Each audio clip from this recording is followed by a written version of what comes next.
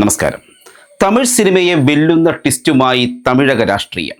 വെറും 2 വർഷം മുൻപ് രൂപീകരിച്ച പാർട്ടി അധികാരത്തിലെത്തുകയും തമിഴ് സൂപ്പർ സ്റ്റാർ വിജയ് മുഖ്യമന്ത്രിയാകുകയും ചെയ്യുന്നു. 2 വർഷത്തിനുള്ളിൽ ഒട്ടേറെ അഗ്നിപരീക്ഷണങ്ങൾ നേരിട്ടാണ് വിജയിയുടെ TVK പാർട്ടി അധികാരത്തിലെത്തുന്നത്. വെള്ളിത്തിരയിലെ സൂപ്പർ താരം അഭിനയം അവസാനിപ്പിച്ച് ജനസേവനത്തിനിറങ്ങുന്നുവെന്നുള്ള പ്രഖ്യാപനം ആരാധകരിൽ ആവേശം വിതറി. പാർട്ടിയുടെ വളർച്ച ആവേശകരമായി മുന്നോട്ടു പോകുമ്പോൾ സെപ്റ്റംബറിൽ കരൂരിൽ വച്ചുണ്ടായ ദുരന്തം വിജയിയെ മാനസികമായി തളർത്തി. പ്രകടനത്തിനിടയിലെ തിക്കിലും തിരക്കിലും പെട്ട് 41 പേരാണ് മരണപ്പെട്ടത്. അറസ്റ്റിലായ വിജയിയെ തുറങ്കിലടച്ച് TVKയെ പൂട്ടി മുതലെടുക്കാൻ സ്റ്റാലിൻ സർക്കാർ നീക്കം നടത്തിയെങ്കിലും അത് പരാജയപ്പെട്ടു. അവിടെ മുതലാണ് വിജയിയുടെ രാഷ്ട്രീയ കളരിയിലെ ത്രില്ലിംഗ് ട്വിസ്റ്റ് ആരംഭിക്കുന്നത്. ദുരന്തത്തിൽ മരണപ്പെട്ടവരുടെ കുടുംബങ്ങൾക്കും പരിക്കേറ്റവർക്കും വിജയ് നഷ്ടപരിഹാരം പ്രഖ്യാപിച്ചു.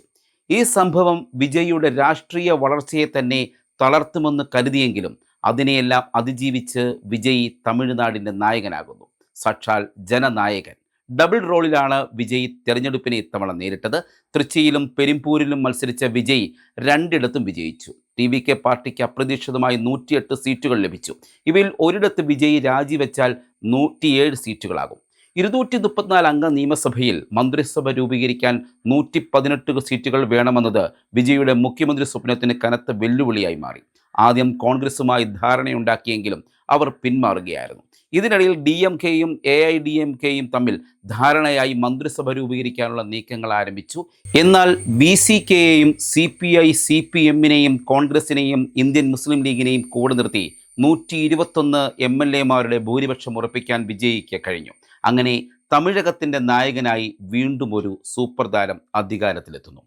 തമിഴ് സിനിമയിലെ ഇതിഹാസമായിരുന്ന MG രാമചന്ദ്രൻ MGR ആയിരുന്നു മുഖ്യമന്ത്രിയാകുന്ന ആദ്യ സിനിമാ താരം. 1977 മുതൽ 1987 വരെ അദ്ദേഹം തമിഴ്നാട് മുഖ്യമന്ത്രിയായിരുന്നു. തമിഴ് സിനിമയിലെ തന്നെ പ്രശസ്ത നടിയായിരുന്ന ജയലളിത 6 തവണ തമിഴ്നാട് മുഖ്യമന്ത്രിയായി തിരഞ്ഞെടുക്കപ്പെട്ടു. MGRൻ്റെ രാഷ്ട്രീയ പിൻഗാമിയായാണ് അവർ അറിയപ്പെടുന്നത്. ഓൾ ഇന്ത്യ അണ്ണാ ദ്രാവിഡ മുന്നേറ്റ കഴകം AIADMKയാണ് അവരുടെ പാർട്ടി. കരുണാനിധി ഒരു നടനായിരുന്നില്ലെങ്കിലും തമിഴ് സിനിമാ ലോകത്തെ പ്രശസ്തനായ തിരക്കഥാകൃത്തും സംഭാഷണ രചയിതാവുമായിരുന്നു.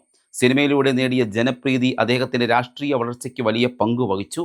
5 തവണ അദ്ദേഹം മുഖ്യമന്ത്രിയായിട്ടുണ്ട്. കരുണാനിധിയുടെ മകനാണ് മുൻ മുഖ്യമന്ത്രിയായ സ്റ്റാലിൻ. MGRൻ്റെ ഭക്തിയും മുൻകാല നടിയുമായിരുന്ന ജാനകി രാമചന്ദ്രൻ MGRൻ്റെ മരണശേഷം 1988 വെറും 24 ദിവസം മുഖ്യമന്ത്രി പദവിയിലിരുന്നു. തമിഴ്നാട്ടിലെ ആദ്യ വനിതാ മുഖ്യമന്ത്രിയും അവർ തന്നെയായിരുന്നു. സിനിമാ താരങ്ങളായ വിജയകാന്ത്, കമലഹാസൻ എന്നിവർ രാഷ്ട്രീയ പാർട്ടി രൂപീകരിച്ചെങ്കിലും ഇത്രയും മുന്നേറ്റമുണ്ടാക്കാൻ കഴിഞ്ഞിരുന്നില്ല.